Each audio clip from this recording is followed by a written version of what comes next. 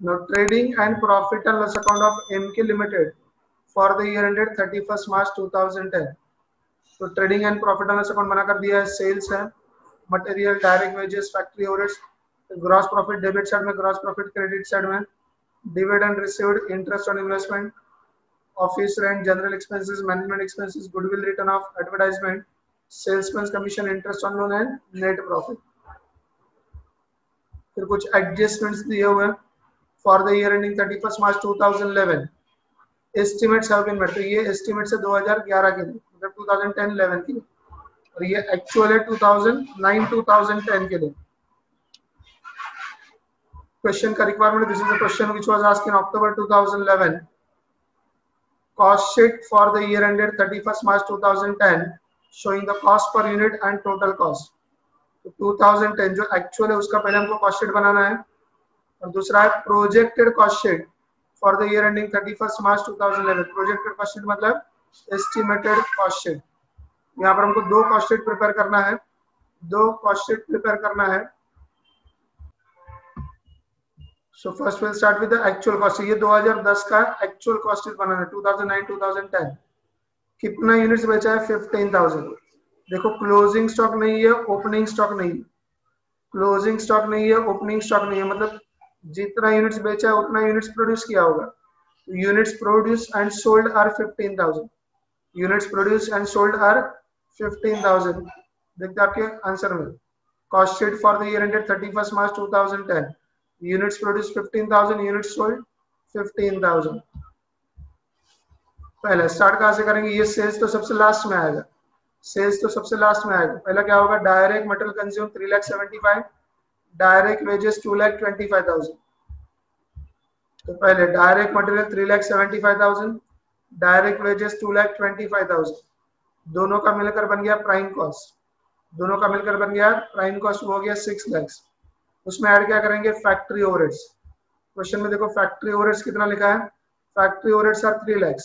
Factory overheads 3 lakh है, लेकिन यहाँ पर एडजस्टमेंट में देखो डी में लिखा है of the factory overheads. Factory overheads में से 1,50,000 आर फिक्स, 1.5 लाख फिक्स है and would remain at the same level but variable thereof. मतलब 3 लाख में से 1.5 लाख जो है वो फिक्स है और 1.5 लाख वेरिएबल है। यहाँ पर फैक्ट्री ओवरहेड्स जो है वो 3 लाख है, और एडजस्टमेंट में कहा है कि फैक्ट्री ओवरहेड्स में से 1.5 लाख जो है वो क्या है? फिक्स है, मतलब आउटपुट कम ज्यादा होगा तो भी वो चेंज होने वाला नहीं है। तो 3 लाख में से 1.5 लाख फिक्स है, मतलब 1.5 लाख वेरिएबल है। 1.5 लाख फिक्स है मतलब 1.5 लाख वेरिएबल है। तो प्राइम कॉस्ट में हमने ऐड कर दिया फैक्ट्री ओवरहेड्स, उसमें से फिक्स 1,50,000, वेरिएबल 1,50,000, टोटल मिलाकर 3 लाख जो दिया है। तो 6 lakh plus 3 lakh is equal to 9 lakh. और इन सब का पर यूनिट निकालने के लिए किससे डिवाइड करेंगे? 15,000 से।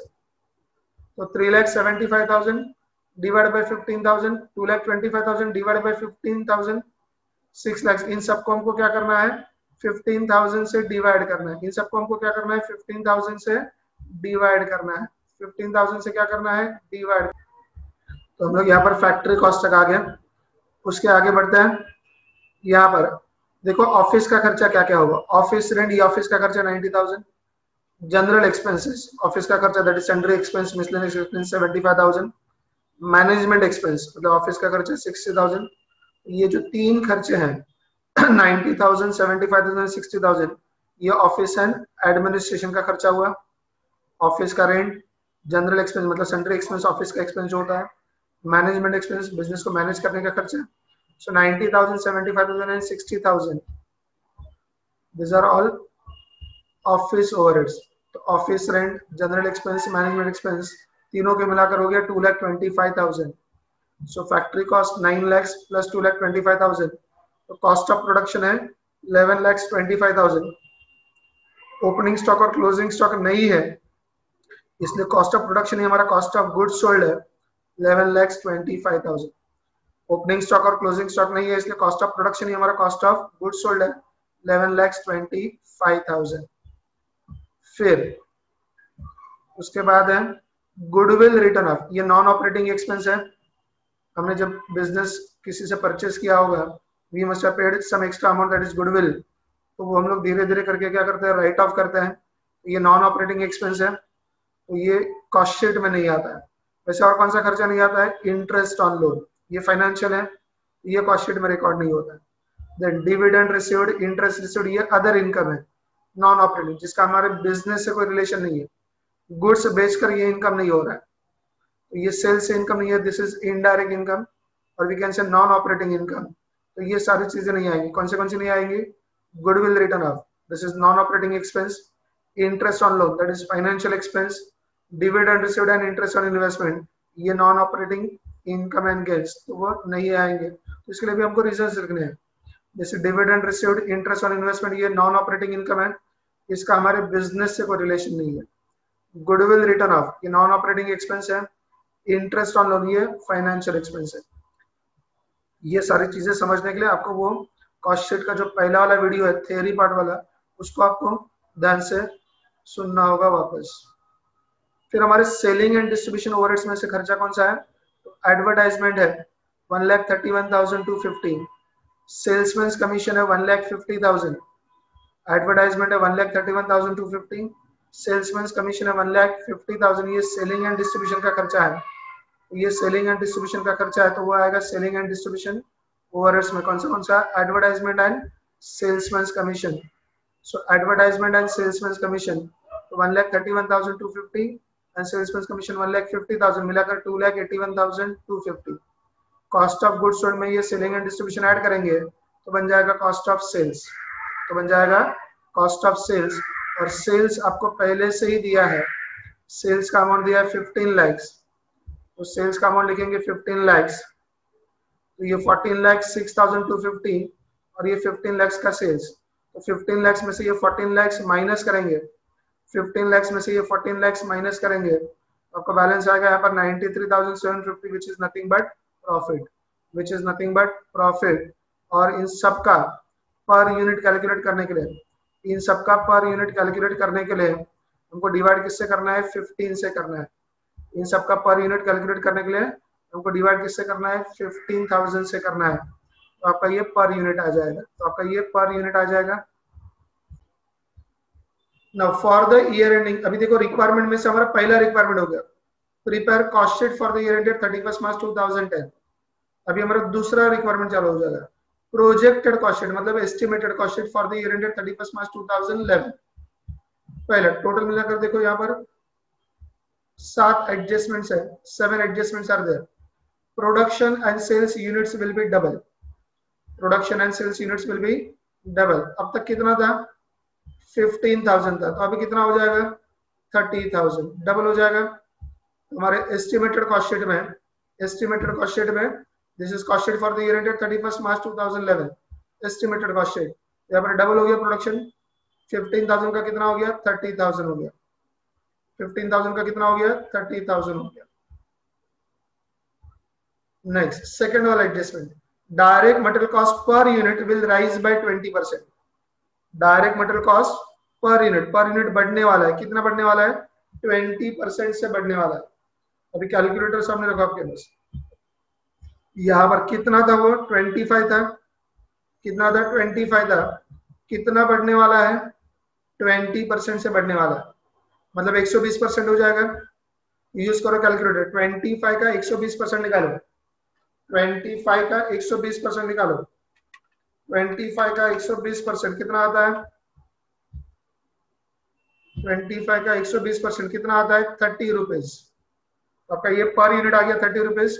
इसको मल्टीप्लाई करो 30,000 से, 30 को मल्टीप्लाई करो 30,000 से, तो कितना आ गया? 9 लाख।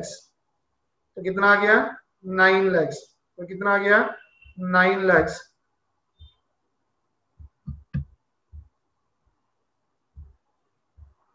ये तो आपका second adjustment. Third adjustment, direct wages पर unit will increase by 40%। Direct wages पर यूनिट विल इंक्रीज बाय 40%। यहाँ पर देखो पर यूनिट कितना था? डायरेक्ट वेजेस 15 था, 40% से बढ़ेगा मतलब 140% होगा। करो 15 मल्टीप्लाइड बाय 140%, 15 मल्टीप्लाइड बाय 140%, तो आपका आंसर आ जाएगा 21। तो आपका आंसर आ जाएगा 21। उसको मल्टीप्लाई करना है 30,000 से, मल्टीप्लाइड बाय 30,000, तो आपका आंसर आ गया 6,30,000। तो आपका आंसर आ गया 6,30,000। फिर 9 lakhs plus 6,30,000 that is 15,30,000 and 30 plus 21 that is 51. 30 plus 21 that is 51. Fourth adjustment of the factory overheads. Factory overheads में से 1,50,000 आर फिक्स, 1.5 लाख फिक्स है, मतलब आउटपुट चाहे कम हो चाहे ज्यादा हो वो 1.5 लाख ही रहेगा। Of the factory total factory 3 lakh था, उसमें से 1.5 लाख जो है वो फिक्स है, मतलब बचा हुआ 1.5 लाख वेरिएबल है and would remain at the same level, but variable thereof मतलब बचा हुआ 1.5 लाख वेरिएबल है, would be in the same proportion to the direct wages as in 2009-2010। वो किसके रेशियो में रहेगा? डायरेक्ट वेजेस के रेशियो में रहेगा। तो फिक्स वाला तो फिक्स ही रहेगा और वेरिएबल वाला वो किसके रेशियो में रहेगा? डायरेक्ट वेजेस के रेशियो में रहेगा। तो देखो इसको कैलकुलेट कैसे करना है। तो यहाँ पर फिक्स वाला अमाउंट में फिक्स रहेगा 1,50,000, फिक्स वाला अमाउंट में फिक्स रहेगा 1,50,000, और जो वेरिएबल वाला है अभी यहाँ पर इन्होंने क्वेश्चन में लिखा कि वो डायरेक्ट वेजेस के रिलेशन में रहेगा, मतलब उसका जो रेशियो है वो डायरेक्ट वेजेस के साथ रेशियो सेम रहेगा। तो हमको पहले ये देखना है कि जब एक्चुअल कॉस्ट शीट बना था तो हमारा डायरेक्ट वेजेस कितना था? 2,25,000 और उस वक्त वेरिएबल ओवरहेड्स कितना था? 1,50,000। डायरेक्ट वेजेस कितना था? 2,25,000। उस वक्त वेरिएबल ओवरहेड्स कितना था? 1,50,000। तो ये जो रेशियो है वो अभी भी सेम रहेगा। वो जो रेशियो है वो क्या होगा? अभी भी सेम रहेगा। ये कैलकुलेट कैसे करेंगे? देखो यहाँ पर डायरेक्ट वेजेस जब 2,25,000 था, पिछले साल जब डायरेक्ट वेजेस 2,25,000 था, वेरिएबल ओवरहेड्स 1.5 लाख था। तो इस साल जब डायरेक्ट वेजेस 6,30,000 है तो इस साल वेरिएबल ओवरहेड्स कितना होगा? तो इन दोनों को मल्टीप्लाई करना है और 2,25,000 से डिवाइड करना है। 6,30,000 को मल्टीप्लाई करना है 1,50,000 से और डिवाइड किससे करना है? 2,25,000 से। अभी आप जब करने जाओगे कैलकुलेशन देखो करके 1,50,000 मल्टीप्लाई बाय 6,30,000 करते हो और डिवाइड करोगे 2,25,000 से, तो ये आ जाएगा आपका 4,20,000।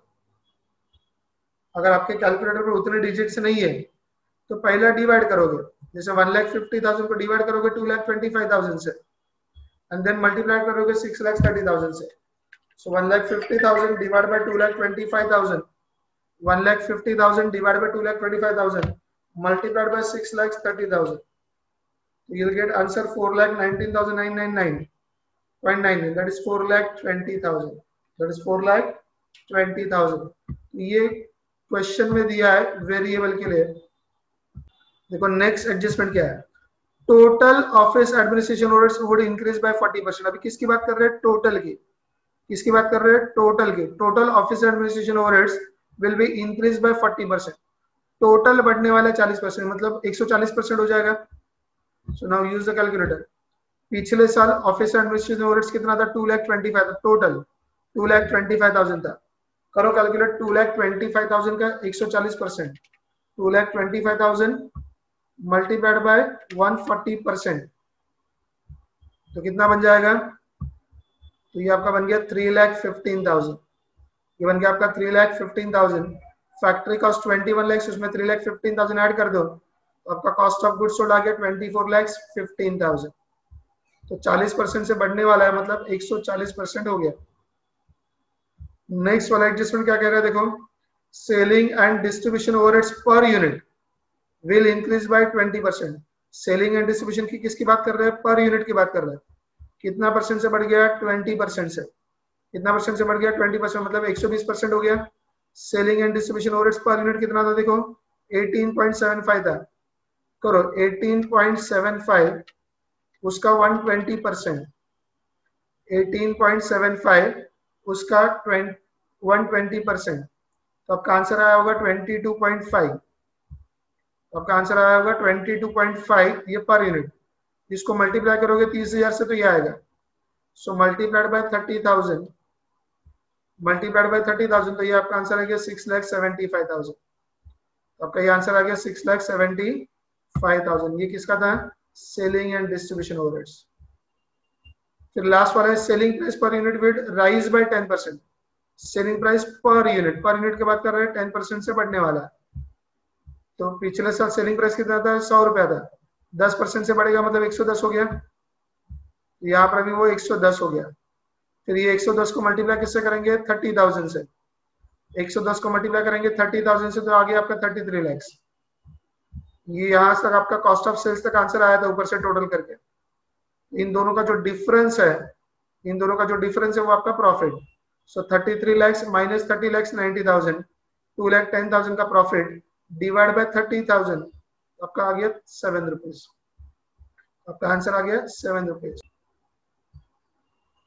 इस क्वेश्चन का जो प्रीवियस पेज वाला लाइन है वो यहाँ पर हमारा पोस्ट नहीं हुआ है, कंपनी का नाम लिखा था खाली और फॉर द ईयर एंडेड लिखा था। तो ये जो data that is actual data, ये जो डेटा है वो एक्चुअल डेटा। देखो क्या क्या है, सेल्स पहले लिखा है, डायरेक्ट वेजेस, डायरेक्ट मटेरियल, ये थोड़ा इंटरचेंज करके लिखा है। आपको कॉस्ट शीट में सबसे पहले क्या लिखना है, देखो मैं आपको यहाँ पर ही कॉस्ट शीट एक्सप्लेन कर रहा हूँ, आपको लिखना कैसे है। डायरेक्ट मटेरियल पहले लिखेंगे, उसमें डायरेक्ट वेजेस ऐड करेंगे, डायरेक्ट मटेरियल पहले लिखेंगे, उसमें डायरेक्ट वेजेस ऐड करेंगे तो बनेगा प्राइम कॉस्ट, उसमें फैक्ट्री ओवरहेड्स ऐड करेंगे तो बनेगा फैक्ट्री कॉस्ट, उसमें एडमिनिस्ट्रेशन ओवरहेड्स ऐड करेंगे तो बनेगा कॉस्ट ऑफ प्रोडक्शन और वही हमारा कॉस्ट ऑफ गुड्स सोल्ड, उसमें ऐड करेंगे सेलिंग एंड डिस्ट्रीब्यूशन ओवरहेड्स तो बनेगा कॉस्ट ऑफ सेल्स, उसमें ऐड करेंगे प्रॉफिट तो बनेगा सेल्स। तो एक एक्चुअल कॉस्ट शीट तो आपको दिया ही है ऑलरेडी। देखो क्वेश्चन का रिक्वायरमेंट क्या है, prepare a statement of cost for both the years ending on 31 March 2008 and 31 मार्च 2009। अभी हम लोग जो पढ़ रहे थे ये 31 मार्च 2008 का है, एक्चुअल का है, और 31 मार्च 2009 के लिए कुछ चेंजेस लिखे हैं। On account of competition the following changes are estimated, ये सारा 2009 का चीज है। और अभी हमने जो डिस्कस किया है वो 2008 का है। तो 2008 एकदम सिंपल है, डायरेक्ट मटेरियल, देखो अभी मैं एक एक पढ़ते जा रहा हूँ और हम लोग कॉस्ट शीट पढ़ते जाएंगे। डायरेक्ट मटेरियल कितना दिया है, 3,30,000, डायरेक्ट मटेरियल 3,30,000। फिर उसके बाद डायरेक्ट वेजेस, डायरेक्ट वेजेस कितना, 2,70,000, आउटपुट कितना है 15,000, डायरेक्ट वेजेस दिया 2,70,000, सो डायरेक्ट वेजेस 2,70,000, दोनों का मिलाकर क्या बन गया, प्राइम कॉस्ट। और यहाँ पर ये पर यूनिट निकालने के लिए इन तीनों को किससे डिवाइड करेंगे, 15,000 से, इन तीनों को किससे डिवाइड करेंगे, 15,000 से, तो आपको ये पर यूनिट मिल गया। सो फार हम लोग ये एस्टिमेटेड डिस्कस नहीं कर रहे हैं, so far we are doing only this actual, जो दिया है उसी को लिखेंगे। तो ये प्राइम कॉस्ट तक आ गया। फिर आगे बढ़ेंगे यहाँ पर कि इसमें ऐड क्या करना है, फैक्ट्री ओवरहेड्स कितना है, फैक्ट्री ओवरहेड्स 2,25,000। अभी इसमें भी देखो वो चौथा वाला एडजस्टमेंट बड़ा है, out of the factory overheads 45,000 are fix और बचा हुआ वेरिएबल है, 45,000 आर फिक्स। ये फैक्ट्री ओवरहेड्स कितना, 2,25,000, उसमें से 45,000 फिक्स है। ये रहा प्राइम कॉस्ट 6 लाख था, उसमें ऐड कर रहे हैं फैक्ट्री ओवरहेड्स, फिक्स है 45,000 और बचा हुआ वेरिएबल कितना, 1,80,000। ये 1,80,000 कहाँ से आया, 1,80,000 कहाँ से आया, तो यहाँ पर फैक्ट्री ओवरहेड्स दिया था 2,25,000, तो 2,25,000 में से 45,000 माइनस करोगे जो फिक्स है तो बचा हुआ वेरिएबल। 2,25,000 टोटल है, उसमें से 45,000 फिक्स माइनस कर दो तो बचा हुआ क्या है, वेरिएबल। प्राइम कॉस्ट में ये फैक्ट्री ओवरहेड्स ऐड कर दो तो आपका ये फैक्ट्री कॉस्ट हो गया 1,25,000। पर यूनिट कैलकुलेट करने के लिए, पर यूनिट कैलकुलेट करने के लिए सबको डिवाइड किससे करोगे, 15,000 से। किससे डिवाइड करोगे, 15,000 से। फिर एडमिनिस्ट्रेशन ओवरहेड्स दिया 1,05,000, एडमिनिस्ट्रेशन ओवरहेड्स दिया 1,05,000, सो एडमिनिस्ट्रेशन ओवरहेड्स 1,05,000, सो 8,25,000 प्लस 1,05,000 तो हमारा कॉस्ट ऑफ गुड्स सोल्ड हो गया 9,30,000। तीनों का पर यूनिट कैलकुलेट करने के लिए 15,000 से डिवाइड करेंगे, तीनों का पर यूनिट कैलकुलेट करने के लिए 15,000 से डिवाइड करेंगे। फिर सेलिंग ओवरहेड्स लिखा है 90,000, सेलिंग ओवरहेड्स लिखा है 90,000 और सेल्स लिखा है 12,75,000। सेलिंग ओवरहेड्स लिखा है 90,000, तो ये 9,30,000 में सेलिंग ओवरहेड्स ऐड करेंगे 90,000 तो आपका कॉस्ट ऑफ सेल्स आ गया 10,20,000। सेल्स पहले से दिया है 12,75,000, 12,75,000 में से ये 10,20,000 माइनस करोगे तो बचा हुआ difference 2,55,000।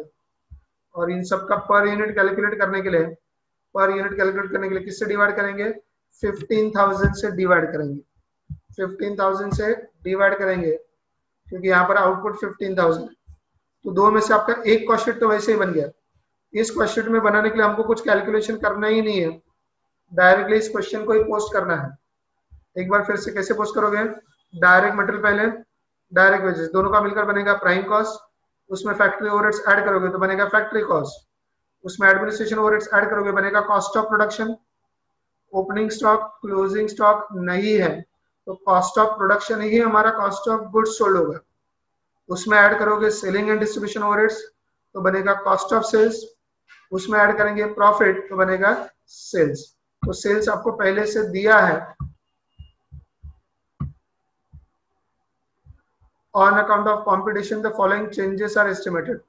Production and sales activity will be increased by 1/3. Production and sales activity will be increased by 1/3. हमारा एक्चुअल कितना था, 15,000 था। Calculation of estimated output actual कितना था, 15,000। कितना बढ़ने वाला है, इंक्रीज बाय 1/3। 1/3 मतलब डिवाइड बाय 3, तो 15,000 को 3 से डिवाइड करते तो 5,000 आ गया। तो पिछले साल 15,000 था, इस साल 1/3 से बढ़ेगा मतलब 5,000 यूनिट से बढ़ेगा। तो इस साल का आउटपुट कितना होगा, 20,000 होगा। इस साल का आउटपुट कितना होगा, 20,000 होगा। तो यहाँ पर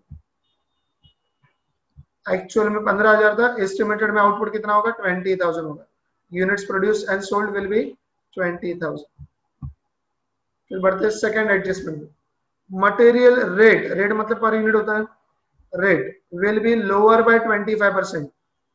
हमारा रेट जो मटेरियल का वो 25% से कम हो जाएगा, but however there will be increase in consumption by 20% due to quality difference.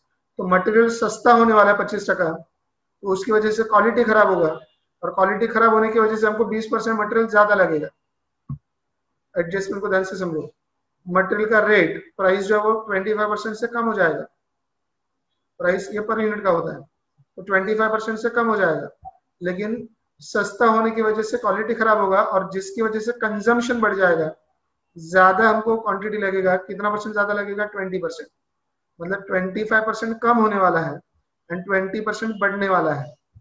Lower मतलब कम होने वाला है 25%, एंड इंक्रीज मतलब बढ़ने वाला है कितना परसेंट, 20%। कम होने वाला है 25%, बढ़ने वाला है 20%।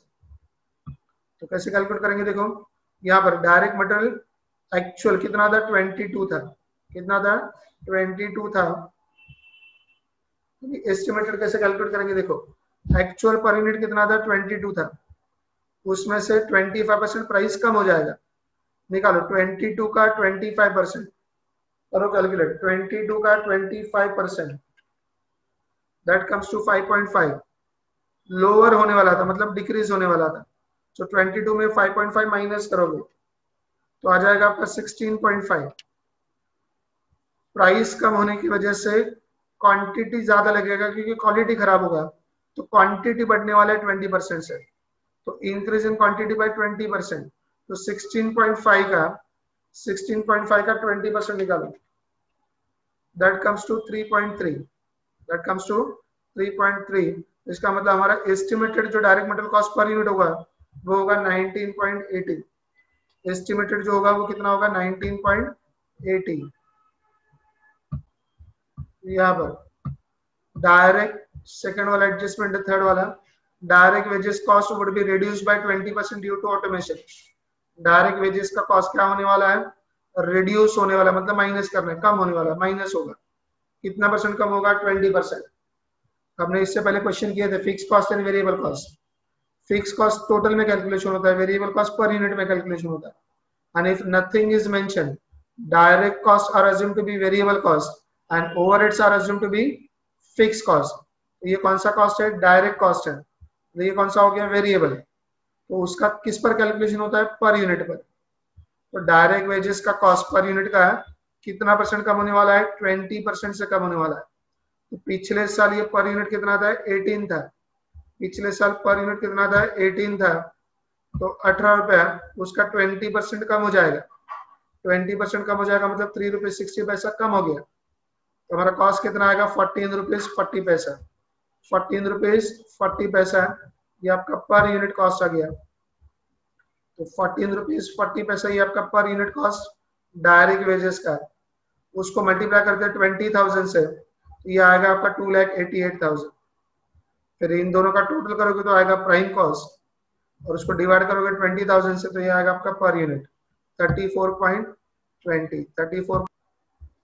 क्या लिखा है? Out of the factory overheads 45,000 are fix, 45,000 fix है, 2,25,000 में से 45,000 फिक्स है, तो बचा हुआ 1,80,000 क्या है? वेरिएबल है। और किसके रिलेशन में है? एंड द रिमेनिंग मतलब 1,80,000 are variable in proportion to, ratio किसके साथ है? Number of units produce. इससे पहले वाले क्वेश्चन में किसके साथ था? वेजेस के साथ था। अभी किसके साथ रेशियो है? यूनिट्स प्रोड्यूस के साथ। देखो इसको सॉल्व कैसे करेंगे। तो पिछले साल जब 15,000 यूनिट्स था तो हमारा वेरिएबल ओवरहेड्स था 1,80,000। ये कहां से मिला हमको?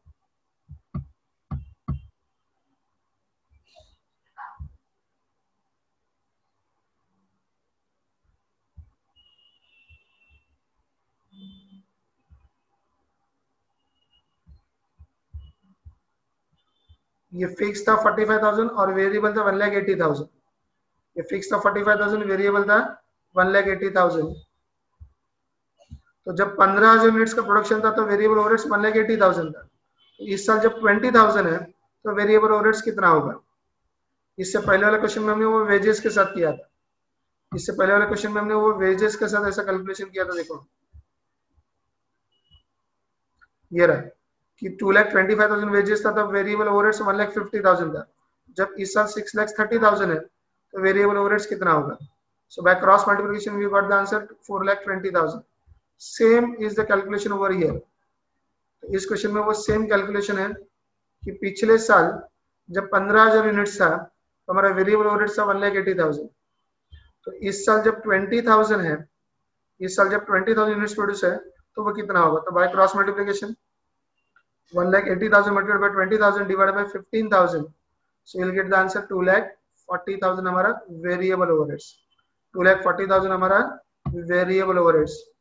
तो यहाँ पर फिक्स 45,000 तो फिक्स ही रहेगा 45,000, और जो 1,80,000 वेरिएबल था उसकी जगह पर कितना आ गया? 2,40,000।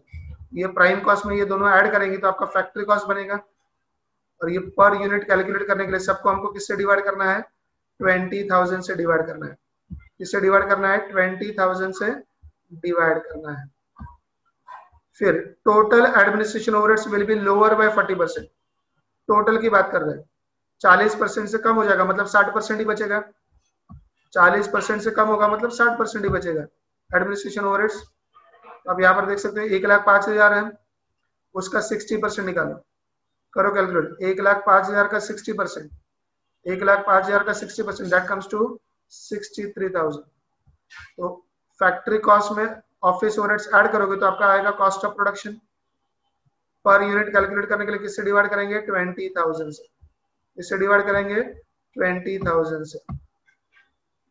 फिर सेलिंग ओवरहेड्स पर unit would remain the same, selling overheads पर unit would remain the same. तो पिछले साल सेलिंग ओवरहेड्स कितना था? 6 रुपीज पर यूनिट, तो ये सेम रहेगा 6। पिछले साल 6 रुपीज पर यूनिट था तो अभी भी 6 रुपीज पर यूनिट होगा। मल्टीप्लाई करोगे 20,000 से तो आएगा आपका 1,20,000। कॉस्ट ऑफ गुड्स सोल्ड में selling and distribution overheads add करते तो आपका कॉस्ट ऑफ सेल्स आ गया, उसको डिवाइड करते हो 20,000 से तो आपका पर यूनिट आ गया, मतलब आपका कॉस्ट ऑफ सेल्स तक आंसर आ गया। अभी प्रॉफिट निकालना है एंड सेल्स निकालना है। तो क्या लिखा है? Selling price per unit would be lower by 20%। Selling price per unit क्या होने वाला? 20% कम होने वाला, मतलब 80% हो जाएगा। 20% से कम होगा मतलब 80% होगा। ये 85 पर यूनिट, उसका 80%, ये आएगा 68। 85 का 80%, 20% से कम हो जाएगा मतलब 80% होगा। तो 85 का 80% दैट कम्स टू 68। उसको मल्टीप्लाई करोगे 20,000 से तो ये आएगा 13,60,000। तो इन दोनों का डिफरेंस 13,60,000 में से 11,52,000 माइनस करोगे तो आएगा प्रॉफिट। और पर यूनिट निकालने के लिए सबको डिवाइड किससे करोगे?